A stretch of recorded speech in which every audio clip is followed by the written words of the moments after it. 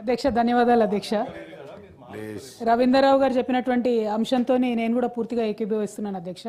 మనకు పార్లమెంట్లో మీకు ఐడియా ఉంటుంది అధ్యక్ష, యాక్షన్ టేకెన్ రిపోర్ట్ అనేది ఒకటి సర్క్యులేట్ చేయడం జరుగుతుంది. అవకాశం ఉంటే సెషన్ ఎండింగ్లో దయచేసి మనం ప్రస్తావించిన అంశాల మీద ప్రభుత్వం ఏం యాక్షన్ తీసుకుందని తమరు కొంచెం ఇనిషియేట్ చేయగలిగితే it will be very great అధ్యక్ష. అయితే అసెంబ్లీ సమావేశాల ముందు జరిగే ప్రిపరేటరీ మీటింగ్లో అధ్యక్ష పెండింగ్లో ఉన్నటువంటి star questions, unstar questions, special mentions, assurances వీటి ఎంత బ్యాక్లాగ్ ఉంది, ఎప్పటిలోగా మీరు దీన్ని పూర్తి చేస్తారు, నెక్స్ట్ సెషన్ లోపల ఇవన్నీ కంప్లీట్ చేయమని, జరిగేవి ఉంటే జరుగుతాయని, జరగలేకుంటే జరగలేవని సమాధానాలు ఇవ్వాలనేటువంటిది మన మీటింగ్లో కూడా చీఫ్ సెక్రటరీ గారికి, సెక్రటరీస్కు ఆదేశాలు ఇవ్వడం జరిగింది. థ్యాంక్ యూ అధ్యక్ష. ఇవాళ నేను ఒక ముఖ్యమైన అంశము మీ ద్వారా ప్రభుత్వం దృష్టిని ఆకర్షించదలుచుకున్నాను అధ్యక్ష.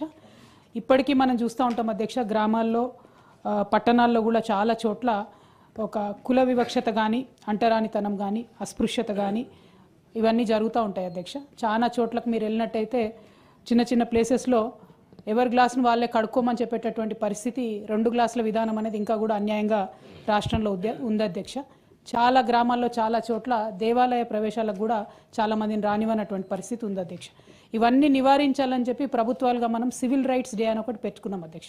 ప్రతి నెల లాస్ట్ సండే ఎంఆర్ఓ గారు, తహసీల్దార్ గారు, అట్లానే సాంఘిక సంక్షేమ అధికారి గారు, పోలీస్ ఎస్ఐ గారు వీళ్ళందరూ వెళ్ళి ప్రజల్ని కొద్దిగా చైతన్యపరచాలని సివిల్ రైట్స్ డే అని పెట్టుకున్నాం అధ్యక్ష. ఈ ప్రభుత్వం ఏర్పడ్డట్టు నుంచి ఇప్పటి వరకు ఒక్క నెల కూడా ఎక్కడ కూడా రాష్ట్రంలో సివిల్ రైట్స్ డే అనేది జరుగుతలేదు అధ్యక్ష. కొంచెం సీరియస్గా ఈ అంశాన్ని పరిగణించాలి. ఎందుకంటే ఈ లాస్ట్ 1 ఇయర్లో మనం చూసుకున్నట్టయితే రూరల్ క్రైమ్ కూడా విమెన్ మీద చాలా పెరుగుతున్నటువంటి పరిస్థితి ఉంది అధ్యక్ష. అది వివక్ష కావచ్చు, సెక్యూరిటీ లేకపోవడం కావచ్చు.